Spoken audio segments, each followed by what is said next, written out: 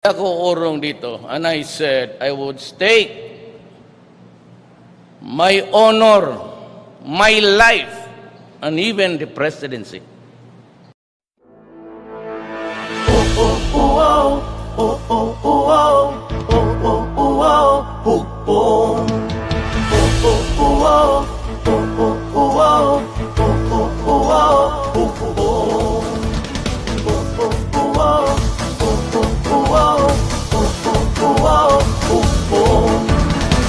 Hukong ng pagbabago, hukong ng pagbabago, pag-asenso, hukong ng pagbabago, pamanaon, hukong ng pagbabago, katawan ang nasayo.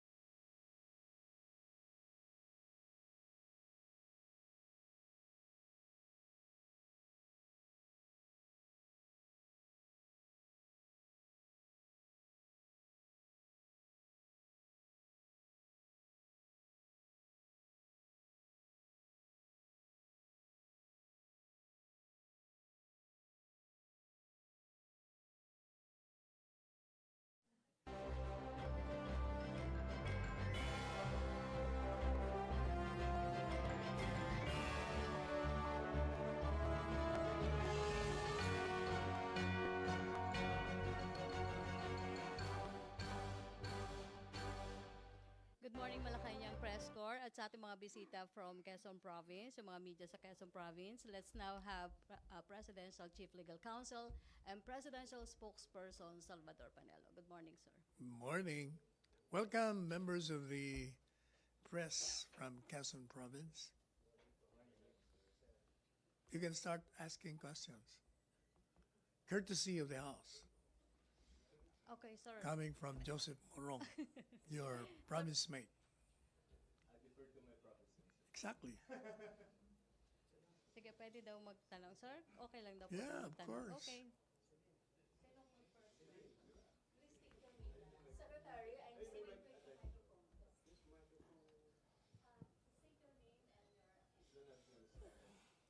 No. Secretary, good morning. Morning. I'm Celine Tutor, a black timer from Live Radio, Lucena City. Isa po akong anak ng magsasaka, Secretary. Ano po ang plano ng national government? Napakababa po ngayon ng presyo ng coconut products, lalo tikit ang kopra. Paano po natin matutulungan ang ating mga magsasaka, Secretary? Unang-una, gaya ng sinabi na natin dito, merong 10 billion fund na magagamit. Sa coconut lang man tanong mo, pati sa rice. Coconut, Coconut lang? particularly. Right now, merong ginagawa ang ating pamahalaan upang matulungan ng mga magsasaka sa coconut. Kung matatandaan mo, yung pondo sa subsidy, hindi na gamit yon. Pero nagkaroon na ng batas para magamit na ng mga magsasaka. Antay na lang natin ang implementasyon nun para yung lahat ng benepisyo manggagaling doon ay mapakinabangan ng mga magsasaka kagaya ng tatay mo. Thank you po. Okay. Thank you. Joseph? Hi, sir. Sir, yung pong Department of Human Settlements, no? So, sinayan na ni Presidente yun yesterday. Meron na bang napipisil siya na secretary? Wala pa akong naririnig. Also, sir, in terms of appointment also, yung BTA, Bangsamoro Organization Authority, would you know the members already? Nag-text ako sa opisina ng ES, wala pang sagot kung ano yung composition. Sir, pero I understand from the BOL, no, dapat may equal representation yon, may representatives from women and other sectors, and also the MNLF, right? So would there be members from the MNLF that will comprise the BTA? Because in the past couple of days, the Presidente is sending overtures to Noor, but Chairman Noor has not responded yet. So, paano sir ibabalance yung interest ng MNLF now that we're putting up the BTA? Siguro tingnan natin yung composition, yung pagbubuo ng mga appointees. Antayin na lang natin. I'm sure the President will know how to balance the composition. Okay, Maricel, other issue? Microphone? Follow up muna ni Jenaline Cabiling. Hello, sir. Sir, does the palace have any expectation to the Bangsamoro Transition Authority? Do you expect them to lead well and lead the new region well? Expect what? Do you have any expectation to the Bangsamoro Transition Authority? Do you expect them to lead the region well? Unlike the old systems ARM. Oh, certainly, because you must remember that there have been complaints about the governance, the previous entities. And hopefully this new one, given the fact that they have learned their lessons, I'm sure they will lead this time effectively. Otherwise, they will answer to the Muslim people. Okay, Maricel. Hi, sir. Good morning. Sir, Morning. Apo. Sir, may we have your thoughts about the statement of NYC Chairman Cardema saying na nananawagan daw siya kay Presidente na tanggalan ng scholarship yung mga students na laging nagiging part ng mga anti-government rallies. Your thoughts? Nagiging part, ang pagkakabasa ko dun sa dyan, mukhang ang sinabi niya, yung suspected. We are government of laws, not of speculations. Kung sinususpetsahan lang natin, hindi naman po pwede yun. Kailangan meron tayong ebidensya ng mga party nga sila ng mga grupo na laban sa gobyerno. Kung sila'y sumasama lang sa mga rally, that's right. That's a right. That's freedom of expression and freedom of assembly. So meaning, sir, Malacañang will not support the idea of stopping these students from joining any rally, Unless even if you it's can show us anti-government. concrete evidence that they are really part of those forces against the government, hindi mo pa pwede yun. Thank you, sir. Ina. Hi, sir. By follow-up to Maricel's question, by being members of groups like, for instance, Kabataan Party List, is that evidence enough as far as Malacañang is concerned? Because the president previously said that these are just fronts of communist groups. Kabataan Party List? Leftist groups, sir. Again, the president is a lawyer. If there is evidence to show that indeed it is a front, then necessarily we have to do something about it. The state will protect itself from any attack, whether superficially, subliminally, or actual. Pero kailangan meron tayong ebidensya. We are not reckless. Sir, dun sa BTA oath-taking on Friday, I was wondering... BTA? Yes. What's BTA? Yung sa Transition Authority, sir. Bangsamoro Transition Authority. Will there be extra security measures? Extra what? Security measures put in place considering that top MILF leaders, I'm just wondering, former rebel leaders will be attending the ceremony. The usual security measures will be provided by the Presidential Security Group as well as other allied forces. Okay, questions, MPC? Quezon. RJ? Oh, sige. Quezon. Sige. Please state your name. Magandang umaga po, Secretary Panelo. I'm King Pormaran of Lucena City, Quezon Province. At kung familiar ka po sa aming lalawigan, are you familiar sa aming lalawigan? Lucena? Quezon Province. Quezon? Lucena, Yeah, Quezon. well, So, nung estudyante ako, okay. dumaraan ako dyan papuntang Bicol. So, ang lalawigan po ng Quezon is agricultural. probinsya sa Calabarzon, ito yung pinakamalaking land area na nasa sektor ng agrikultura ang maraming tao. Itong rice tarification na ito, unang-unang tatamaan ito ay ang aming mga farmers. Bukod pa doon sa empleyado mismo ng mga NFA, maraming NFA na empleyado sa aming lalawigan. Ano pong malinaw dito? Kasi sinabi kagabi ng NFA, meron na lang silang 14 million na stocks at by August, ito ay hanggang August na lang. So ano po ang malinaw na ano ng Presidente rito? Unang-una, gaya ng sinabi natin the other day, meron 10 billion fund para sa industriya ng bigas. At yun ay magagamit para matulungan ang ating mga magsasaka. At gaya na rin ng sinabi ko, mukhang ang mga magsasaka natin from the very start, yung kanilang tinutubo sa pagbibenta ng kanilang mga palay, mukhang hindi naman lumalaki kasi ang tumutubong malaki yung middleman.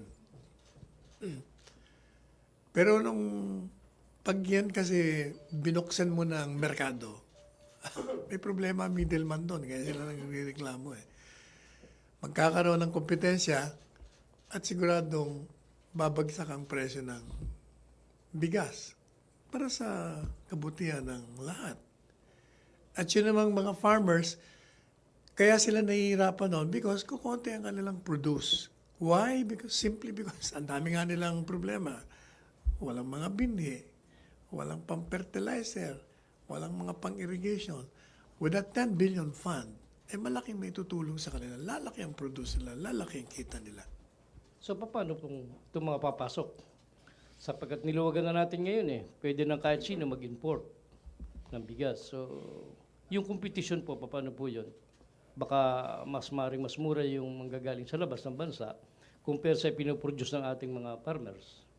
So apektado rin po sila ron. Alam mo, pag ang interplay ng market kasi, pag may pumasok, maraming bigas. Meron din yung mga farmers natin.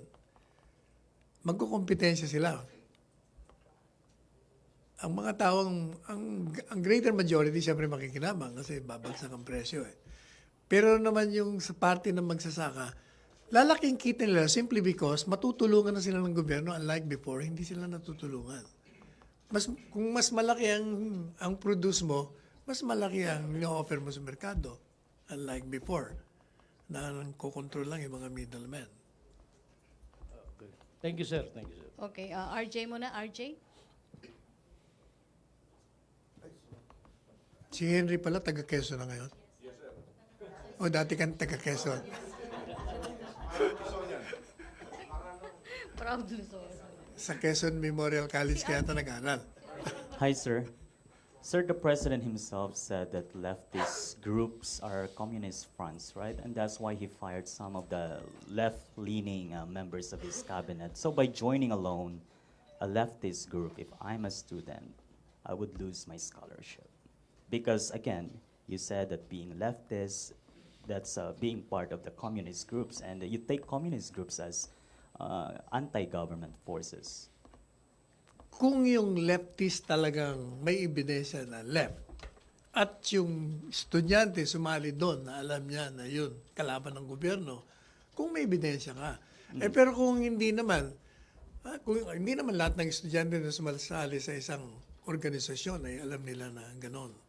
Ang iba nalalaman nila later on at tumitiwalag. Ang iba naman, gusto nila yon, tumutuloy sila, namumundok pa nga para labanan ng gobyerno.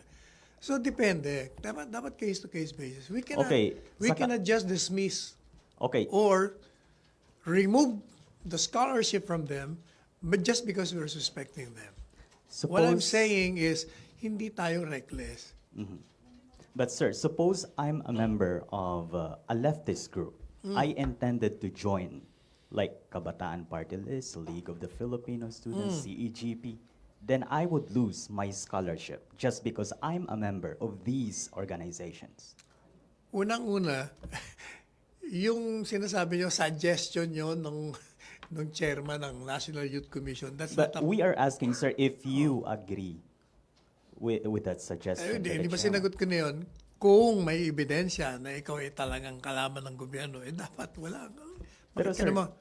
yeah, that's why I'm asking, sir. Kung kasali ako, kung kasama ako ng Kabataan Party List, Oo, tatanungin kita, kung ikaw ay kasama at Oo. alam mo na kalaban ng gobyerno at lalaban ka sa amin, bakit ka naman bibigyan ng scholarship ng gobyerno? and that's the reason why I am going to lose my scholarship. Yes, if you're Just because fighting the I'm government. a member of it. No, because you're fighting the government. Mere membership alone will not suffice. You have to show us evidence that one, you did join because of you want to fight the government. Pero kung sumali ka lang dyan dahil for whatever reason, baka gusto mo lang maging pareho rin ng fraternities. Sa UP, kaya sumasali noon because status symbol. Sir, may basis ba yan sa batas natin? Is it allowed? Which one? Na ganyan, na I'm If you're part fighting of, the government, bakit ka naman... That's common sense. If you're Pero, fighting sir- the government, ba't ka naman papag-aralin ng gobyerno para patayin mo ang gobyerno? But the membership alone, for example, I intended to be Hindi ba part of, sinabi ko na siya, not membership alone. You cannot do that. but it means fighting against the government because that's ideology. Not necessarily. Kung hindi mo They nga alam. subscribe to an ideology. Kung hindi mo nga alam Ngayon, if there is evidence na alam mo from the very beginning at may ginagawa kang that will concretize showing that you're fighting the government, we will remove the scholarship. Natural lang yun. Subscribing to an ideology like communism is, how do you take it? Wala nang komunismo na ngayon. Hindi No, ba yun sir. na nga yun na nga sinasabi ni Presidente, oy mga komunista, magising na kayo. Wala nang komunismo ngayon. Look at communist China. It's a capitalist If state. scholars subscribe to this and they join a communist group, Oh, a leftist group, they would lose their scholarships. ang kulit mo naman. Sinagot ko na paulit-ulit. I just Not wanna mere make it clear. membership, RJ. Hindi pa pwedeng mere membership lang.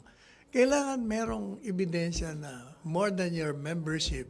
Kung member ka lang by name, nag-aaral ka ng gusto, ba't ka naman tatanggalan ng scholarship?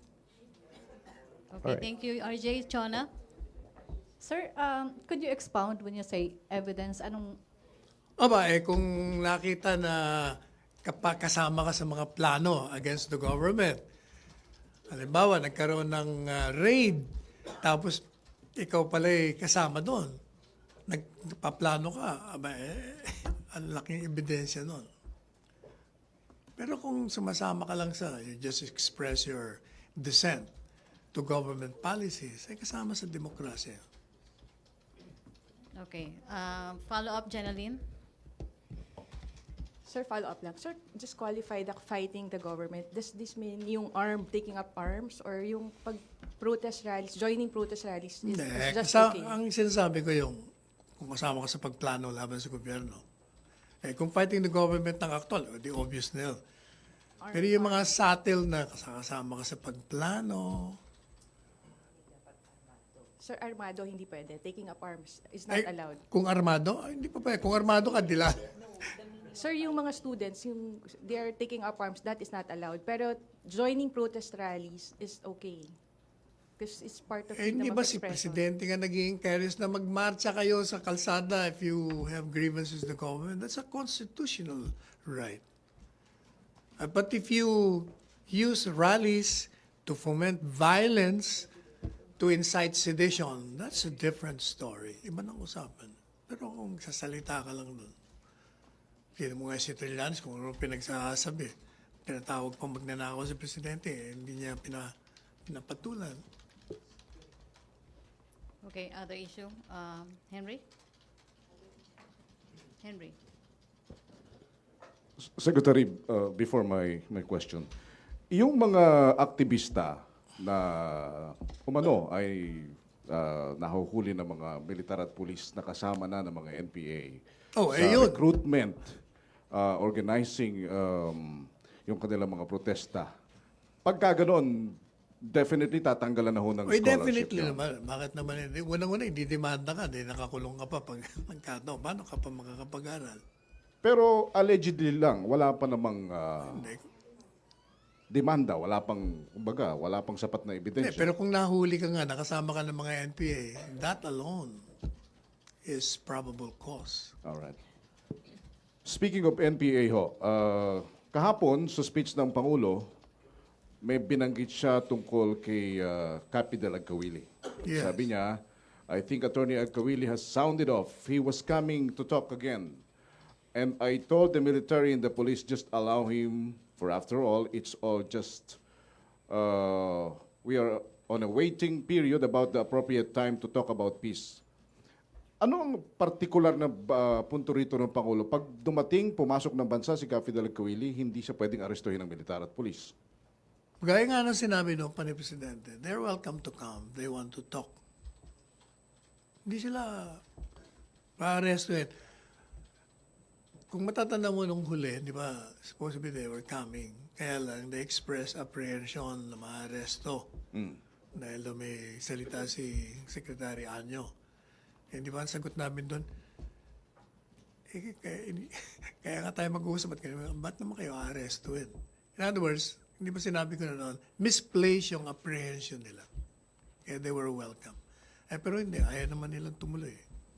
So as of yesterday, or as we speak, anong stand ng gobyerno ngayon, ng ating Pangulo, ng Palasyo ng Malacañang sa peace talks? The same stand as it has previously made. We will return to the peace talks, one, if they stop their extortion. Number two, if they stop attacking our police forces. Bukas sa pakikipag-usap kung susundin yung mga kondisyones galing sa side ng pamahalaan, hindi galing sa side ng Pwede kaliwa. naman sila mag-set ng condition sa party nila kung reasonable at pwede nating ibigay. Pero hindi ba sinabi na ni Joe Masison, hindi po pwede dahil kailangan namin ng resources, kailangan namin ng aming pinansya. Sabi niya dahil meron daw silang gobyerno. Di ba sabi ko pa, hindi ko lang may gobyerno kayo.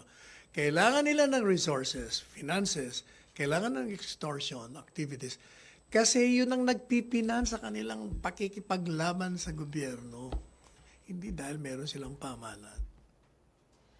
Wala ho bang utos o meron bang utos ngayon ang Malacañang sa militar at police na maghinay-hinay muna sa military operations against the NPA? Hindi. Ganun pa rin yung direktiba.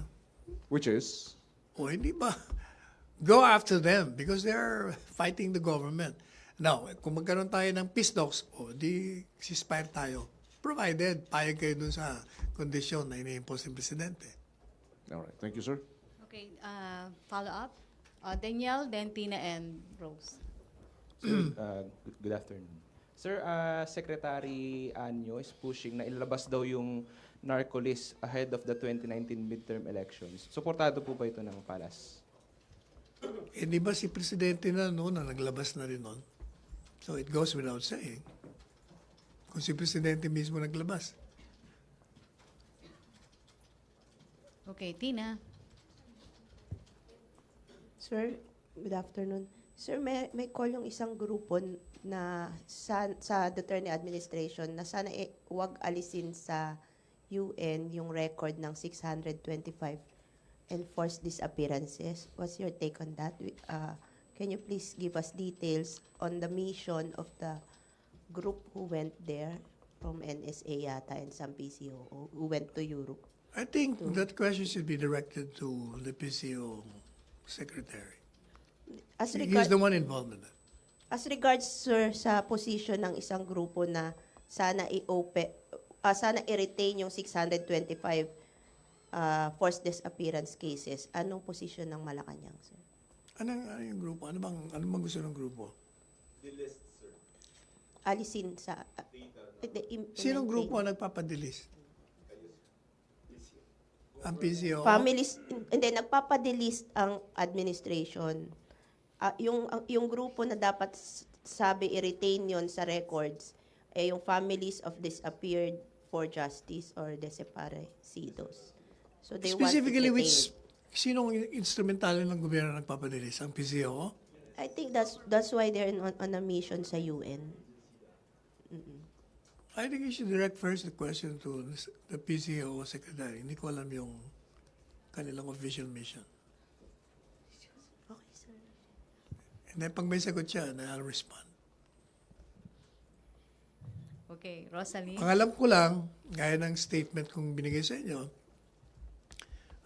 ang tungkulin nila doon ay para paalam sa lahat, sa mundo at sa mga Pilipino, kung ano ang mga patakaran natin dito, ano ang ginagawa ng pamahalaan, ano ang dahilan kung bakit tayo masigasig sa pagsira sa illegal na droga dito sa ating bayan, at kung paano natin pinatutupad ang ating mga batas sa lahat ng mga tao, anuman ang kanilang tungkulin sa pamahalaan, anuman ang kanilang kalagayan sa antas ng lipunan. Kasi maraming naninira sa atin at napapaniwala naman kasi nga ang tatamad naman kasing mag-verify ng facts. O baka naman pag sila ang nandun, eto, di naliliwanagan sila. Yan ang alam kong mission nila. Okay. Rosalie Cos. Good afternoon, sir. In relation sa signing po ng universal healthcare, mamaya ni Pangulong Duterte, how does the executive branch intend to implement the law?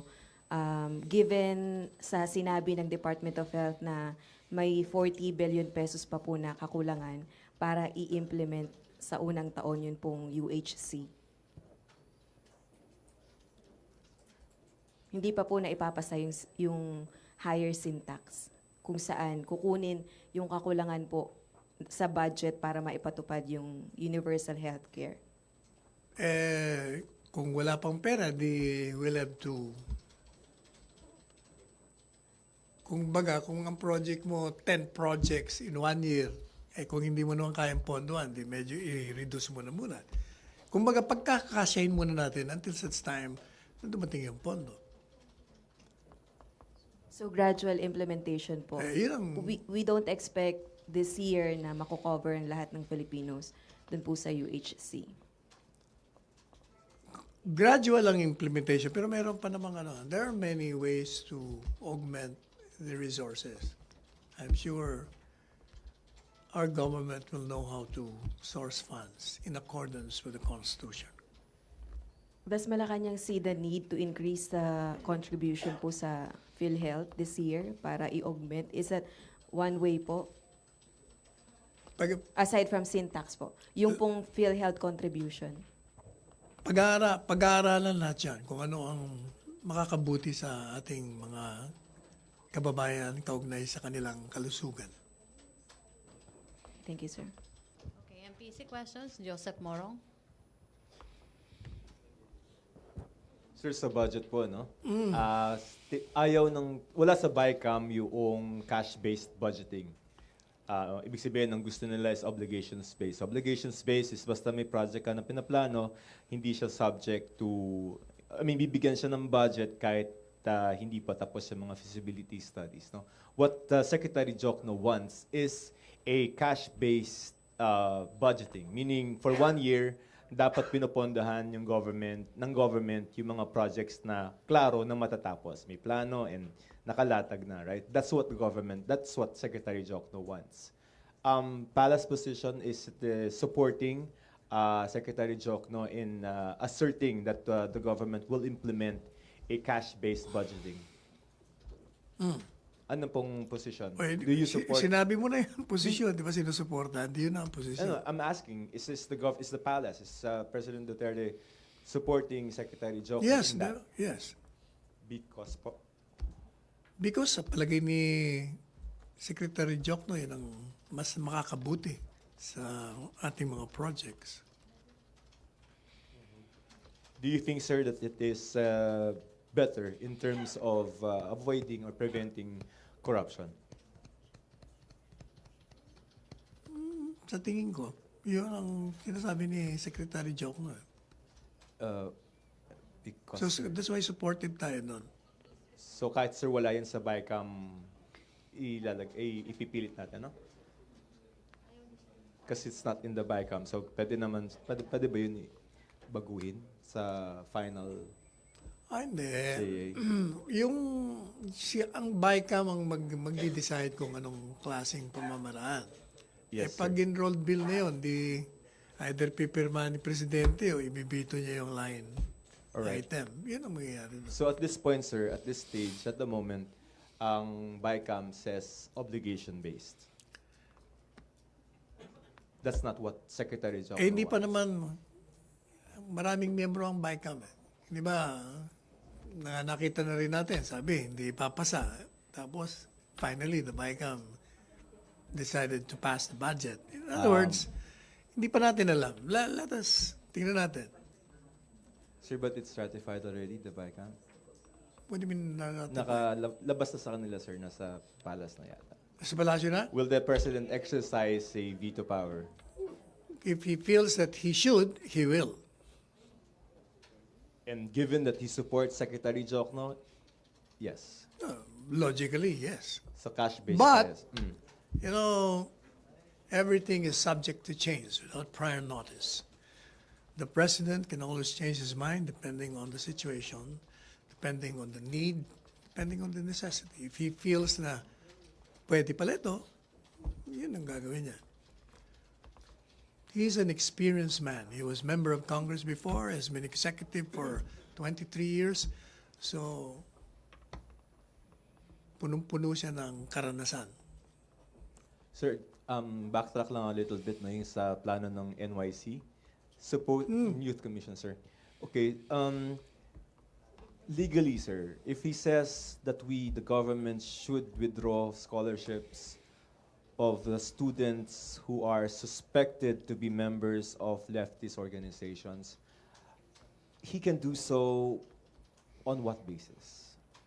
We don't have an anti-subversion law, sir. Hindi naman kailangan magkaroon ng anti-subversion law. So therefore, the basis is... Under the revised penal code, merong sedition, merong rebellion, merong conspiracy to commit sedition, conspiracy to commit rebellion. Kung pumasok ka doon, paano ka naman susuportahan ng gobyerno? Otherwise, the government will be killing itself. Pero kailangan yung ma-breach yun, no? Yes, kailangan. Okay, sige sir. Thank you. Okay, questions, MPC? Actually, that's more of a warning to them. Kumbaga sinasabi kayo, hoy, kung gusto niyo maging scholar ng bayan, maging matino naman kayo. Kundi, sayang lang yung panahon nyo. Kasi tatanggalan na kayo, madidimanda pa kayo. I think if they're fighting the government, they wouldn't be in schools. So anyway. They will be? They will not be? If there be, wala na sir, later na lang. No. If you're fighting the government, you will talaga enroll in schools. Kasi you want to be educated, parang magaling kang lumaban sa gobyerno. Anyway, sir, kasi he's requesting the president to sign an executive order. Do you think that'll be a possibility? EO? Executive order na, no? To remove. Kung i-remove mo lang on the basis of suspicion, I don't think the president will sign that. Unless you really may complaints sa'yo or cases. Kailangan yes? merong grounds, legal grounds.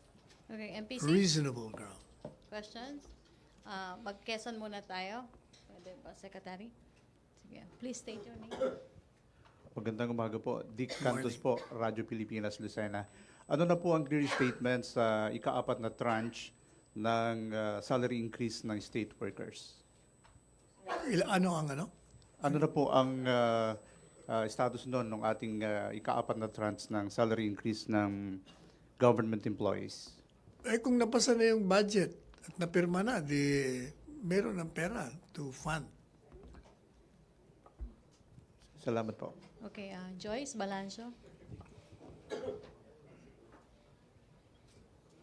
Sir, very quick question lang here. May plano po ba si President Duterte to attend any program for the EDSA People Power Anniversary on February 25? Wala pang nababanggit. Pero hindi naman siya, umatin ba siya noon? Last time, wala naman. 2 years nang wala eh. So most likely, hindi rin natin. Most likely hindi siya attend. Maraming trabaho presidente. Kahapon nga eh. Mamadali siyang tapusin 30 minutes kasi meron pa siyang lakad. Sipag. So, MPC, questions? Ace? No more? Ba't wala ka? Akala ko ba nandun kayo kahapon? Wala akong nakitang... Oo. Wala. Pagkatapos, kabang sila lahat doon, ambush. Nadaanan ko eh. Oh, sir, natay namin si Presidente. Okay. Di punta ako sa toilet. Pagbalik ko, ano nangyari? Sir, nawala? Doon sa kabila. Kasi kayo hindi nyo inaabangan eh. Wala, hindi nila na-ambush. Okay, MPC questions? Tina? Ina? Okay na. Okay, thank you.